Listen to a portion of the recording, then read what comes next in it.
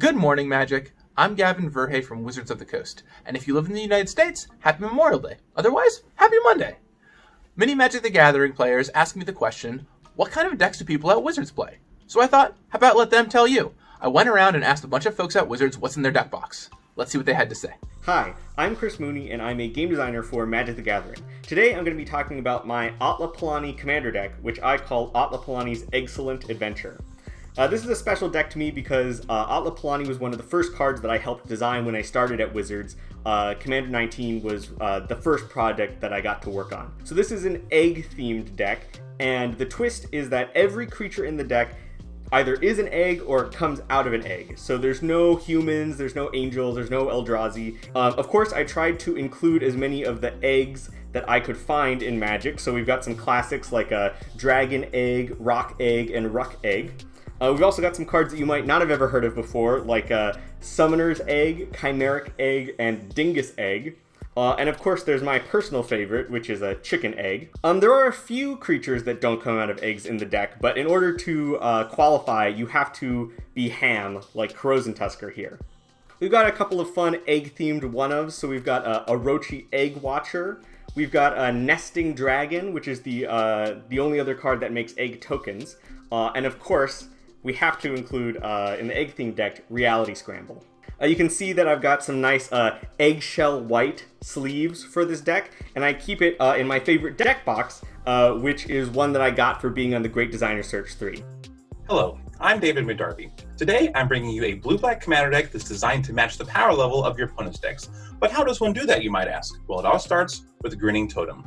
That's right, every single card in the deck is designed to allow you to cast your opponent's cards, but nothing they've spent mana on. I don't want to take away your fun. We have cards such as Ornate Kanzashi, Namani Betrayal, and a host of other goodies that allow you to cast your opponent's spells. But who's the commander of a strategy with no strategy? Well, we have the OG Dimir commanders, Lazav and Sadek. We also have some new favorites such as Jairuda and Yuriko, the Tiger Shadow, Ninja Pose. But in reality, we have every single blue-black commander in the game. Before the game starts, I choose one at random, and they will lead my armies to assured victory. I like to think the real commander, though, is Savitri Skarzim, because who else has tamed Skarzim's dragon? Hey, I'm Jules Robbins, Magic designer and Red Council of Colors member. Today I want to show you what's in my deck box. This is a commander deck headed by Inala, Archmage Ritualist. And despite being on the team that designed Inala, I can assure you nobody designing her had anything like this in mind. So what makes this deck special is I built it for the Extra Life charity stream. This is an annual event where people all over game and stream to raise money for children's hospitals. So in addition to the regular assortment of lands, and ways to get more mana, and ways to filter your cards, I'm playing some stuff I wouldn't normally. For one thing, I usually don't play any tutors in my commander decks, because I want my games to work out differently every time, and they make things too consistent. But here I've got some old standbys, and really a ton of tutors pulling weird stuff from across Magic. See, the card I'm tutoring for is Summon the Pack. The hope is to cast it over and over and over again, and amass a whole assortment of motley creatures from all sorts of different Magic sets. And hey, maybe some of them will be wizards, and you can make copies of them with Inala.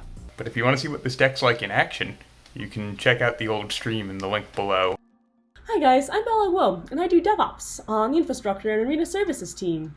In this deck box is my first and favorite modern deck, Gift Storm. This deck is very sentimental to me because I traded for a lot of the cards in it from my friends back in LA before I moved to Seattle for this job. These cards are from Dan, who taught me how to play Magic well way back in 2013 in Theros when I was just getting started. This Pass in Flames these rituals are from Colin, the DM of our group. We've been playing the same campaign together for just over 4 years now. Finally, this pile of cards is from my friend Not Kevin, who helped me prepare for my very first interview at Wizards. Hello, my name is Noah, and I work on vision design. I'm here to show off my favorite commander, Tetsuko Umezawa, Fugitive. I traded for a foil copy on pre-release day and decided to build a deck that does my two favorite things, attack and draw cards. The deck is split between Scroll Thief and Scroll Thief-esque creatures, and other cards that make Scroll Thief and Scroll Thief-esque creatures draw even more cards. There are, in fact, some ways that I can win. Some of them involve those creatures becoming more lethal, or those drawing cards dealing damage to my opponents. But there's also some just neat flavor things, such as taking Tetsuko and suiting her up with Great Grandpappy's Jite, or less flavorfully, getting inside of this Kaladeshi race car. The important thing is that when I play this deck, win or lose, I have drawn the most cards. Hi, I'm Mary Kathryn. I'm a retail development specialist on the WPN team, and this is my Kess Doomsday Commander deck. This is my favorite commander deck because it's actually the evolution of my very first commander deck I built roughly 10 years ago, and unsurprisingly, my favorite card in it is Doomsday.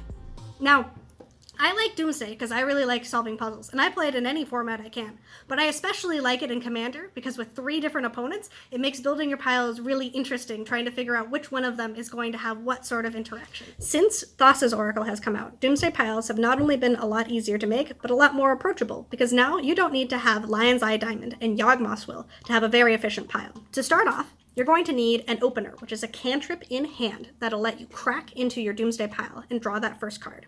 In our case, that first card is going to be Gush. Gush is really important because it draws you 2 cards, which makes it a lot easier to dig through your Doomsday pile, and it's effectively free. In this case, you're going to want to have 2 untapped islands because you're going to want to tap for those 2 blue before they return to your hand with Gush. With Gush, you're going to be drawing Jitaxian Probe and Thassa's Oracle. This is where that 2 blue came in because Thassa's Oracle needs that to be cast. But before you cast that, I'm going to recommend that you first cast your Jitaxian Probe, because this way you can check to see who has any sort of interaction, and draw Pact of Negation, which is going to really help out with that interaction. After that, you are free to cast Thassa's Oracle and win the game.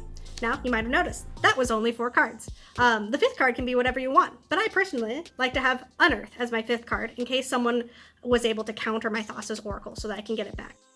Thanks, everyone. But who would you like to see the most? Leave a comment below and maybe I'll ask them the next time I do one of these episodes. Thank you very much for watching. Please subscribe if you can, it would really mean a lot, or go watch a previous video.